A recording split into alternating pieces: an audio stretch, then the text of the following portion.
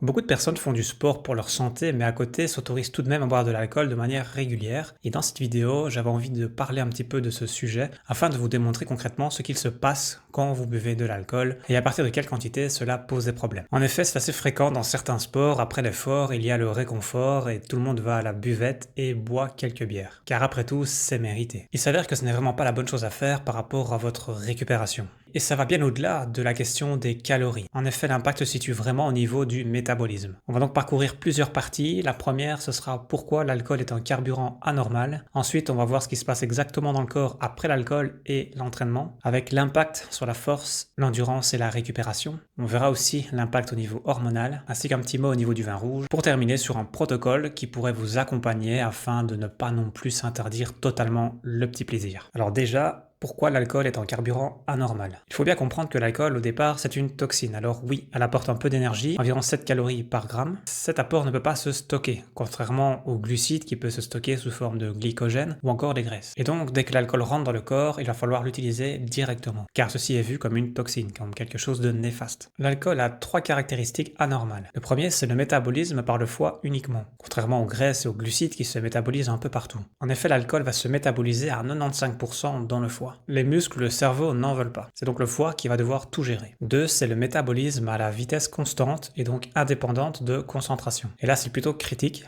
Par exemple, un homme de 75 kg qui va boire 25 grammes d'alcool, son foie peut éliminer 75 fois 100, donc 7 grammes et demi par heure. Donc le temps total d'élimination sera plus ou moins de 3 heures et demie. Pendant ce temps, l'alcool qui est excédentaire va circuler partout. Cette toxine libre va tout impacter. Et 3, ce n'est clairement pas un carburant pour les muscles, en effet, ça ne va jamais être le cas. Alors pourquoi ce n'est pas conseillé de consommer de l'alcool après l'entraînement? Imaginons l'entraînement se termine vers 18 h. Il y a une consommation de 3 bières, ce qui correspond plus ou moins à 30 grammes d'alcool. Alors le foie, il peut éliminer plus ou moins 100 mg par heure, et globalement, le temps d'élimination complète sera de 4 heures. Et pendant ce temps-là, que se passe-t-il concrètement? Eh bien, la testostérone va baisser, le cortisol va monter, la protéine de synthèse va baisser, et le sommeil sera clairement perturbé. Même si à 22 h 30, l'entièreté de l'alcool sera globalement éliminée, la qualité du sommeil ne sera pas au rendez-vous. Et donc, dans ce cas de figure, on peut déjà dire que même si le sommeil semble correct, au final, ce n'est pas le cas. Les phases de sommeil profond, les cycles ne seront pas bien respectés, et d'ailleurs le lendemain, ça se ressentira. Dans cette partie 2, on va un petit peu zoomer sur les différents sabotages métaboliques. Le premier sabotage, c'est l'arrêt de la néoglucogénèse. Après un entraînement intense, la néoglucogénèse s'active, c'est-à-dire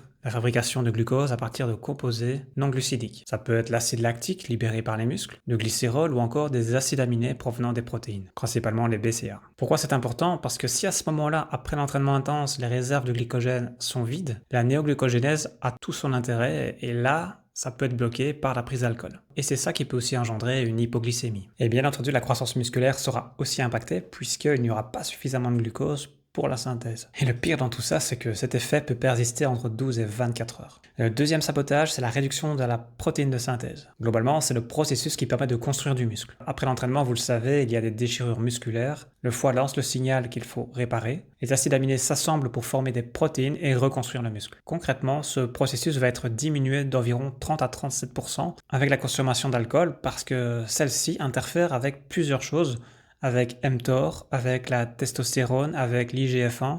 Tout ça, ce sont des promoteurs de croissance musculaire, mais aussi avec l'absorption des acides aminés. Sur une étude, le groupe A prenait des protéines post-workout sans alcool et le groupe B prenait des protéines post-workout avec de l'alcool à raison de 12 verres. Donc effectivement, c'est très élevé, mais bon, ça peut arriver, des personnes qui vont en soirée après leur séance de sport. Eh bien, pour le groupe A, la synthèse de protéines est de 100%, mais pour le groupe B, elle ne sera que de 63%. On a donc une perte de 37%. Le troisième sabotage, c'est la déshydratation massive. On le sait, l'alcool est un diurétique. Ça force les reins à éliminer plus d'eau. En temps normal, on va boire 500 ml, on va retenir 400 ml et éliminer 100 ml. Mais avec l'alcool, on va boire 500 ml, retenir 250 ml et éliminer 250 ml. C'est pour ça que l'on dit que chaque fois que l'on boit un verre d'alcool, on doit boire le double d'eau. D'autant plus qu'après l'entraînement, on est déjà déshydraté. Alors si on rajoute de l'alcool par derrière, ça va clairement aggraver la situation. Au niveau des conséquences immédiates, on a la force qui va être réduite, parce que les muscles ont besoin d'eau pour se contracter. L'endurance va baisser, la cognition va être réduite, et il peut y avoir plus de crampes musculaires. Pour compléter cette déshydratation, cela peut prendre entre 24 et 36 heures. Le sabotage numéro 4, c'est le blocage de la resynthèse du glycogène. La priorité après l'entraînement, c'est de refaire le stock de glycogène, d'où l'importance de consommer des glucides après l'effort. Et là aussi, l'alcool va poser problème. Elle va réduire ce processus d'environ 50%. Concrètement, elle va bloquer le transport du glucose dans les muscles, elle va bloquer le stockage sous forme de glycogène, ainsi que les signaux hormonaux comme l'insuline. L'alcool va tout perturber.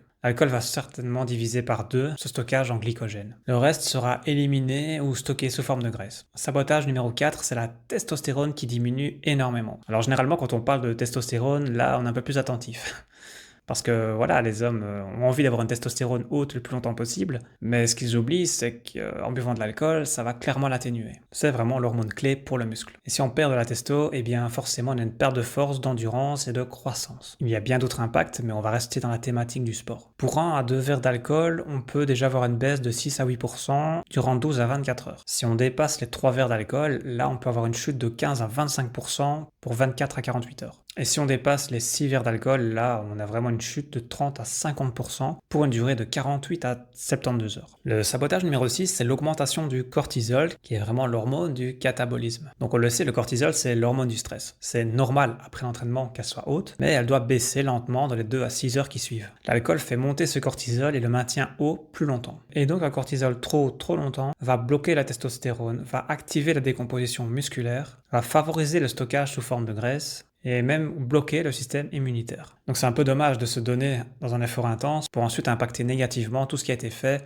en buvant quelques verres d'alcool. Le sabotage numéro 7, c'est le sommeil qui sera catastrophique. Là aussi on le sait, c'est pendant le sommeil que le corps se reconstruit, se nettoie, et donc c'est vraiment primordial que ce soit pour la santé ou la condition physique. Parce que souvent après avoir bu de l'alcool, on pense passer une bonne nuit de sommeil, mais c'est pas du tout le cas, même si on a l'impression de dormir pendant plusieurs heures. En fait, les différents cycles de sommeil seront beaucoup moins importants. On peut avoir une réduction jusqu'à la moitié du temps par rapport à la normale. On a donc des cycles plus courts et une qualité plus fragmentée. Ce qui va bien entendu impacter aussi la partie hormonale.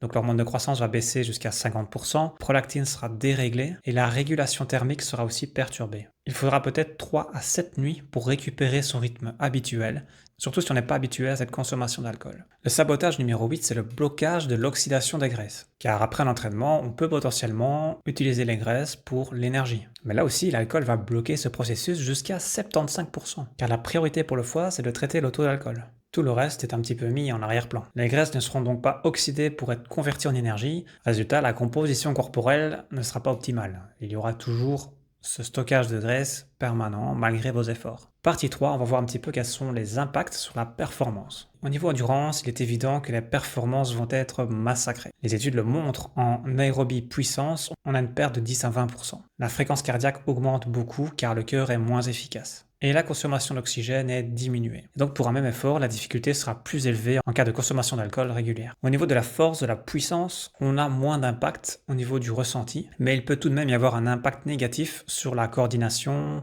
la proprioception, donc la stabilité, ou encore la rapidité des réflexes. Partie 4, on va un petit peu parler du vin rouge, parce que comme vous vous en doutez, c'est un petit peu l'exception. Dans un vin rouge de qualité, on va dire bio, c'est-à-dire avec le moins de pesticides possible, on va avoir un taux important de flavonoïdes, de polyphénols provenant du raisin rouge. Et plus précisément, ce sont les anthocyanes, les tannins ainsi que le resveratrol qui vont nous intéresser. Parce que ces molécules sont clairement antioxydantes, protègent le collagène, réduisent l'agrégation plaquettaire et stabilisent les vaisseaux sanguins. Et donc une consommation modérée, c'est-à-dire un verre par repas maximum de vin rouge de qualité, peut vous apporter des bienfaits. Maintenant, il est évident que l'alcool aura toujours son petit impact négatif, mais le vin rouge de qualité aura aussi ses avantages, donc on est dans un équilibre plus ou moins cohérent. Bien entendu, il est tout à fait possible de bénéficier des avantages du vin sans boire de l'alcool, en se complémentant avec des molécules bien spécifiques venant des raisins. Par contre, pour ce qui est du vin blanc, des bières, des alcools forts, il n'y a clairement pas d'avantage. Le vin blanc est issu de raisins qui ne sont pas macérés. Ce n'est pas là-dedans qu'il y aura des flavonoïdes, des polyphénols, etc. Alors le bon timing pour consommer du vin rouge, ce serait entre 4 et 6 heures après l'effort, avec le repas et un petit peu à distance du coucher. Partie 5, on va voir le protocole pour voir concrètement qu'est-ce qu'on peut faire. Quelqu'un qui pratique du sport de manière sérieuse, rigoureuse, il est préférable de limiter un maximum l'alcool, de ne le garder que pour des occasions spécifiques. Mais en cas de consommation, évitez de le faire juste après l'effort. Si l'entraînement est à 18 h, heures, essayez de ne pas boire avant 22 heures pour avoir 4 heures de battement. Et le mieux pour ne pas impacter votre entraînement, c'est de boire ce verre à partir de 24 heures plus tard. Ça laisse le temps au corps de bien récupérer de la séance, et donc de limiter l'impact de l'alcool sur la récupération. La règle 2, c'est la modération. Que veut dire modérer? Ça, c'est toujours la question. On parle souvent que les hommes pourraient boire 2 verres par jour, et les femmes 1, plus il y aura des verres sur la semaine, plus l'impact sera négatif. La règle 3, c'est de ne pas boire à jeun et donc avec de la nourriture. Ça permet de ralentir l'absorption et donc d'atténuer ce pic de toxicité au niveau du foie notamment. La règle 4, c'est évidemment l'hydratation. Un verre de vin égale 2 verres d'eau. La règle 5, c'est en cas de compétition ou d'entraînement important. On va clairement faire attention à la consommation d'alcool. J'imagine que vous le savez ou que vous l'avez compris maintenant. On va vraiment éviter ça la veille ainsi qu'après. Parce que l'alcool va impacter le métabolisme jusqu'à 72 heures. Et donc voilà, c'est vraiment un souci, je trouve, au niveau de la culture sportive, c'est que pour célébrer, pour fêter, il faut boire de l'alcool. C'est tout de même un non-sens. Alors qu'est-ce qu'on a vu dans cette vidéo? L'alcool, c'est une toxine, pas un carburant. Il y a plusieurs sabotages métaboliques plutôt importants. Une synthèse protéique diminuée de 30 à 37%, et donc la croissance musculaire est ralentie. La testostérone est impactée pendant 24 à 72 heures. Le cortisol est augmenté massivement trop longtemps. La qualité du sommeil sera détruite. Le glycogène de la resynthèse est diminué de moitié. L'endurance sera impactée de 10 à 20%. Une session d'alcool va impacter votre performance et votre état pendant 2 à 3 jours. Seul le vin rouge de qualité de manière modérée peut être intéressant, mais à distance des entraînements et du repos. Et donc là, la question à se poser, c'est le sport pratiqué est pour le fun ou pour la santé? Si c'est dans une quête de performance, il est clairement évident que l'alcool doit être réduit au minimum. Pour ma part, je n'ai jamais été très fan d'alcool, j'ai commencé à boire tard, je pense que je devais avoir 19-20 ans, et je n'ai jamais bu des quantités excessives, je n'ai jamais été malade ou je n'ai jamais eu de blackout, j'ai toujours été à l'écoute de mes ressentis. Cependant, depuis que j'ai mis un peu plus de sérieux dans le sport, dans l'hygiène de vie, dans l'alimentation, clairement j'ai appris à dire non, même aux occasions. Il m'arrive bien entendu de boire un verre de temps en temps, mais ce n'est même pas une fois par mois. J'ai vraiment réduit au minimum, et j'en ressens tellement les bienfaits que ça me convient parfaitement. Je sais que c'est le bon choix pour moi, et donc je n'ai plus peur de dire non. Cela étant dit, j'aimerais avoir votre avis là-dessus. Que pensez-vous de l'alcool autour du sport? Est-ce que c'est important pour vous? Est-ce que vous en avez fait des expériences? Est-ce que vous avez pris une décision par rapport à ça? Partagez-moi votre avis, je suis curieux. Merci pour votre écoute et à la prochaine.